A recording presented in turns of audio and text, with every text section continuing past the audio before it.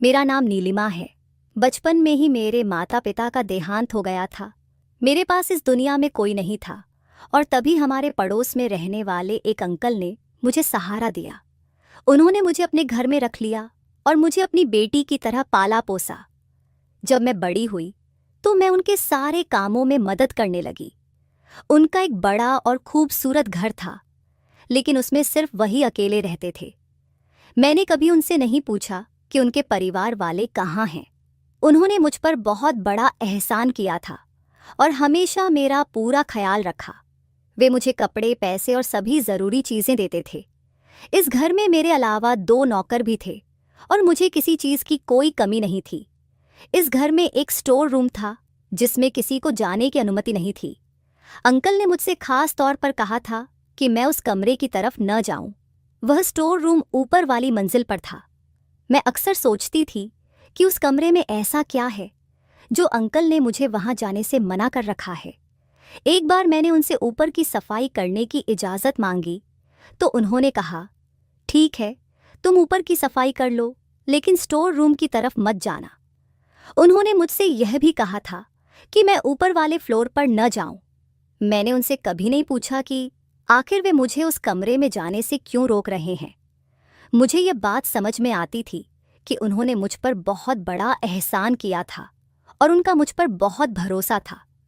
मैं उनका यह भरोसा तोड़ना नहीं चाहती थी। इस घर में मुझे किसी बात की कमी नहीं थी। मैं अपनी मर्जी से खा पी सकती थी और अपने मन के हिसाब से काम कर सकती थी। मैंने अंकल को कई बार ऊपर वाले फ्लोर से आते हुए देखा था। शायद वे उसी कमरे में जाते थे। कुछ दिन बाद अंकल को शहर से बाहर कुछ काम के लिए जाना पड़ा। उन्होंने मुझे अपने पास बुलाया और पूरे घर की चाबियां देकर कहा, तुम्हें पूरे घर का अच्छे से ध्यान रखना है और हाँ, ऊपर वाले फ्लोर पर सफाई के लिए भी मत जाना। चूंकि अंकल मुझे बचपन से जानते थे, इसलिए उन्हें मुझ पर पूरा भरोसा था। यही वजह थी कि उन्होंने पूरे घर की चाबियां मुझे सौंप दी थीं। मैंने उनसे कहा कि आप चिंता न करें, मैं सब कुछ अच्छे से देखूंगी। अब मैं घर में अकेली थी और मुझे हर चीज़ की आज़ादी थी। अंकल के जाने के बाद मेरे मन में बार बार यह ख्याल आ रहा था कि आखिर स्टोर रूम में ऐसा क्या है जो अंकल मुझे वहां जाने से रोकते हैं। मेरे पास पूरे घर की चाबी थी, जिसमें ऊपर के स्टोर रूम की भी चाबी शामिल थी। मैंने सोचा कि शायद स्टोर रूम में अंकल की कुछ यादें हों जिन्हें वे किसी के साथ साझा नहीं करना चाहते। हो सकता है कि वहां उनका कोई कीमती सामान हो, लेकिन फिर मैं खुद को रोक लेती थी कि अगर अंकल को मेरी इस हरकत का पता चल गया तो उन्हें बहुत दुख होगा। वे तो मुझे इस घर से निकाल भी सकते हैं और उनके अलावा मेरा कोई सहारा नहीं था। इस विचार से मैं डर जाती थी। अंकल के जाने के 1 हफ्ते बाद मैं सोच रही थी कि क्यों ना ऊपर वाले फ्लोर की सफाई कर लूं। इससे मेरा समय भी बीत जाएगा और सफाई भी हो जाएगी। मैंने जब ऊपर सफाई करने के लिए जाना शुरू किया तो फिर से मेरे दिल में ख्याल आया कि मैं स्टोर खोलकर देखती हूँ कि उसमें क्या है। इस बार मैंने बिना देरी किए चाबी उठाई और स्टोर का ताला खोलने की कोशिश की। मैंने डरते डरते स्टोर रूम में कुछ कदम आगे बढ़ाए। जो कुछ मैंने वहां देखा, उसे देखकर मेरे पैरों तले जमीन खिसक गई। मुझे कभी भी यह अंदाजा नहीं था कि उस स्टोर रूम में ऐसा कुछ हो सकता है। जल्दी से मैं दरवाज़ा बंद करके भागते हुए नीचे आ गई। मेरा दिल जोर जोर से धड़क रहा था और पूरे शरीर में डर की एक लहर दौड़ गई थी। मुझे यकीन ही नहीं हो रहा था कि कमरे में ऐसा कुछ होगा। मैं हमेशा यही सोचती थी कि स्टोर में अंकल की कुछ पुरानी यादें होंगी या उनका कोई कीमती सामान होगा जो वे किसी को नहीं दिखाना चाहते। लेकिन जो मैंने वहां देखा वह तो मेरी कल्पना से भी परे था। डर के मारे मेरी हालत खराब हो गई थी। मैं घर में अकेली थी और कुछ देर तक सोफे पर बैठकर समझने की कोशिश करती रही कि आखिर मैंने क्या देखा। कुछ समय बाद मैंने खुद को थोड़ा संभाला, पानी पिया और यह सोचने लगी कि अगर अंकल को इस बारे में पता चला तो शायद वह मुझे इस घर से निकाल देंगे। लेकिन मैं इस रहस्य को जानने की बेचैनी से भी चुप नहीं रह पा रही थी। मैंने सोचा कि अब मुझे अंकल के बारे में पूरी सच्चाई जाननी चाहिए। आखिर वे कौन हैं? उनका बैकग्राउंड क्या है? मैंने मन ही मन ठान लिया कि अंकल के कमरे में जाकर वहां कुछ ऐसा ढूंढने की कोशिश करूंगी जो इस रहस्य से पर्दा उठा सके।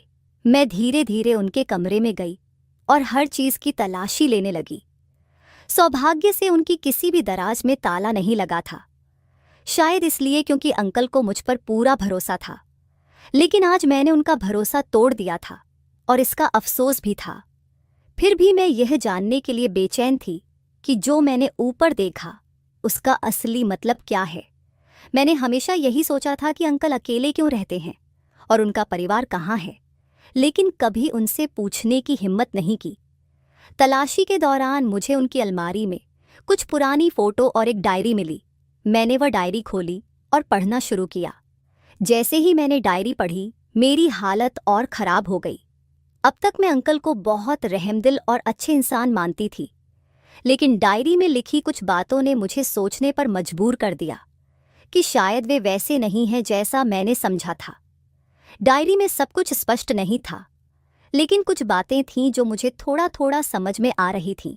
साथ ही कुछ पुरानी तस्वीरें भी मिली। उनमें एक तस्वीर में अंकल के माता पिता थे और उनकी गोद में एक बच्चा था जो शायद अंकल ही थे।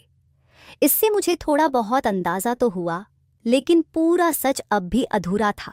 मैंने सब कुछ वैसा ही रख दिया जैसा पहले था, ताकि अंकल को यह शक न हो कि मैंने उनके कमरे की तलाशी ली है या स्टोर रूम में झांका है। अब मुझे अंकल से डर लगने लगा था। बचपन से मैं इस घर में अकेली अंकल के साथ ही रही थी, लेकिन आज जो मैंने देखा उसके बाद उनके प्रति मेरा भरोसा डगमगा गया था। मैं बहुत घबराई हुई थी कि अगर अंकल को इस बात का पता चला तो वे मेरे साथ क्या करेंगे। अंकल के वापस आने का समय हो रहा था और मैं अंदर से बहुत डर गई थी। जब वे घर आए तो मैं जल्दी से उनके लिए खाना बनाकर ले आई और अपने कमरे में चली गई। मन में यही डर था कि अगर अंकल को पता चल गया तो न जाने वे मेरे साथ क्या सलूक करेंगे। कहीं वे मुझे जान से ही न मार दें। मैं अपने कमरे में आराम करने की कोशिश कर रही थी, तभी मेरा फ़ोन बजा। डरते हुए जब मैंने फ़ोन उठाया तो अंकल की आवाज़ सुनाई दी। उन्होंने मुझे अपने कमरे में बुलाया। यह सुनकर तो मेरा दिल जैसे धक धक करने लगा। मुझे लगा कि शायद अंकल को सब पता चल गया है, लेकिन जब उन्होंने कहा, सर्दी बहुत है, मेरे लिए एक कप कॉफ़ी बना दो, तो मुझे राहत मिली। मैंने जल्दी से कॉफ़ी बनाई और उनके कमरे में भिजवा दी। अंकल ने मुझे फिर से अपने कमरे में बुलाया और अपने पास बैठाकर पूछा, क्या तुमने मेरे जाने के बाद मेरे कमरे की तलाशी ली थी? उनकी बात सुनकर मेरे होश उड़ गए। मैं सोचने लगी, उन्हें कैसे पता चल गया?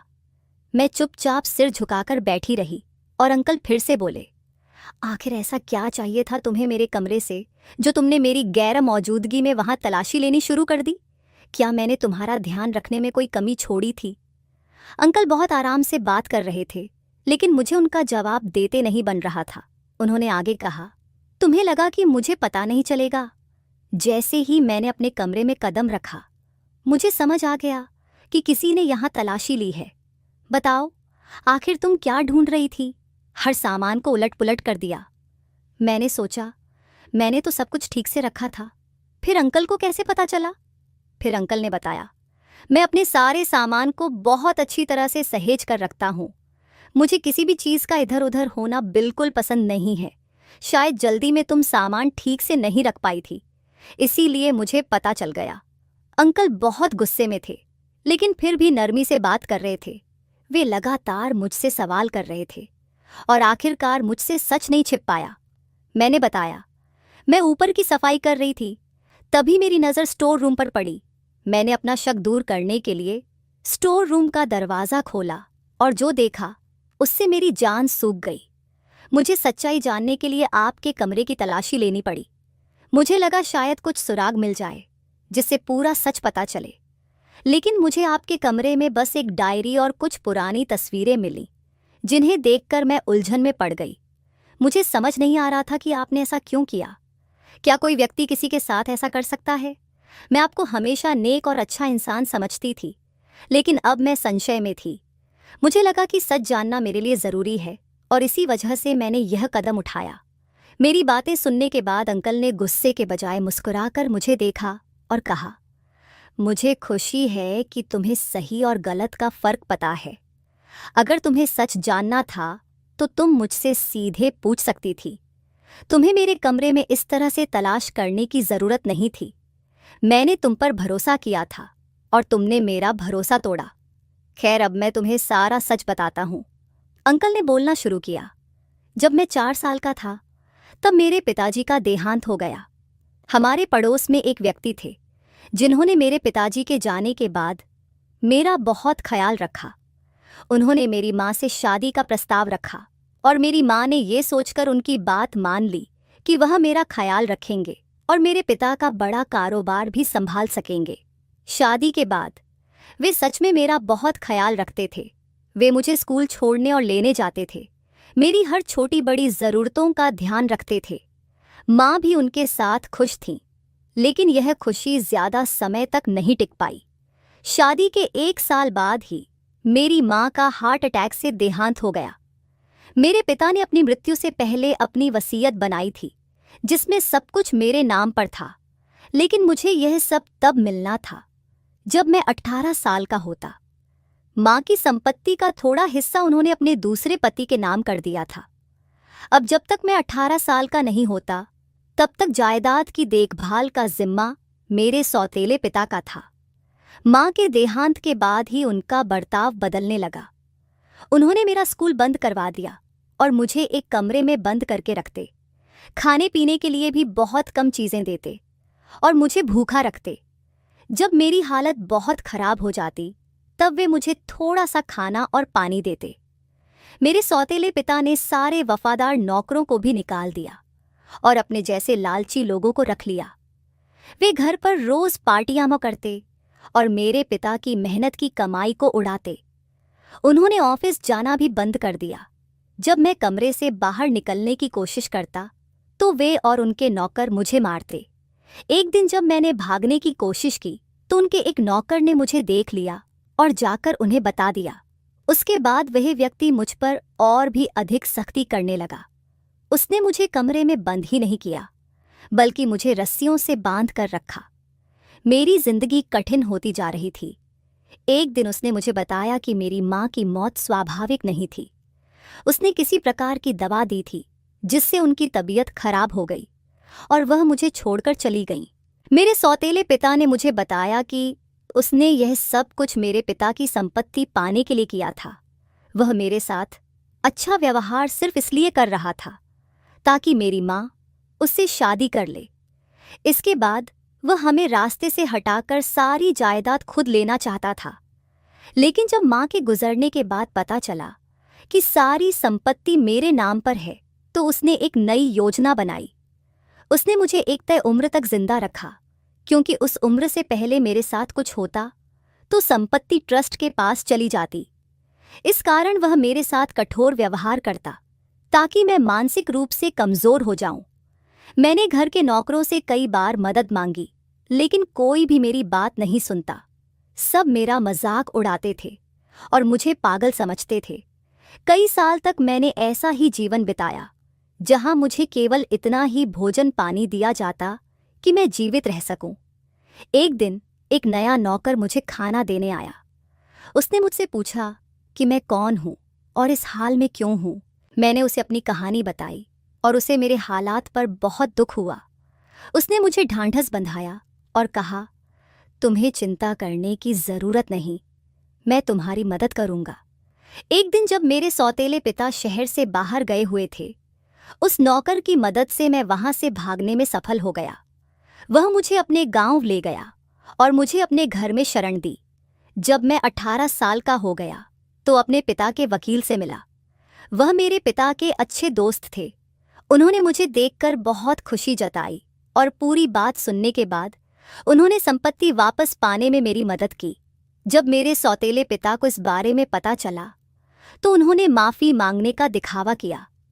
मैंने सबके सामने उन्हें माफ़ कर दिया और अपने घर लौट आया, परंतु मेरे दिल से उनके प्रति नफरत खत्म नहीं हुई थी। उन्होंने मेरे साथ जो कुछ भी किया उसके लिए मेरे मन में बहुत आक्रोश था।